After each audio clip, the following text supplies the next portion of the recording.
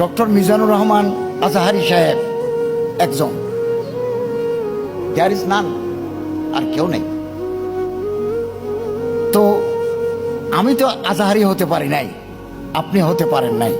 তার কণ্ঠ, তার সুললিত কণ্ঠস্বর এবং তার ঐন্দ্রজালিক বক্তৃতা, ভাষার দক্ষতা, উপমা উৎপ্রেক্ষার অভিনবত্ব, এটা তো আমার আপনার নাই।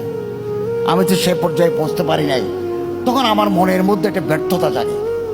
এটা হচ্ছে মনোবৈজ্ঞানিক কারণ। কেন আমরা একজনের বিরুদ্ধে আরেকজনের কোচাকুচি করি, গুতগুতি করি, আমি বুঝতে পারি নাই। তো এই গ্লানি, ওই আমার মোবাইলে আসি, ওই মোবাইলে এগুলো টিপে টিপে করি। আল্লামা মিজানুর রহমান আজাহারি সাহেবের সুনাম খ্যাতি অনেক উপরে। আমি ওখানে জুম পড়ান, ওনার সাথে আমার প্রথম দেখা হয়েছে বহু বছর আগে। তো ওনার খ্যাতি, ওনার যশ,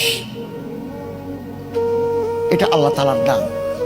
এগুলো কসবি নয়, ওয়াহাবি, এটা আল্লাহর দান, আল্লাহ মানুষকে দিয়ে থাকেন।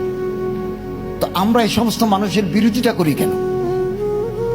বিরোধিতা করি ব্যর্থতার গ্লানি থেকে।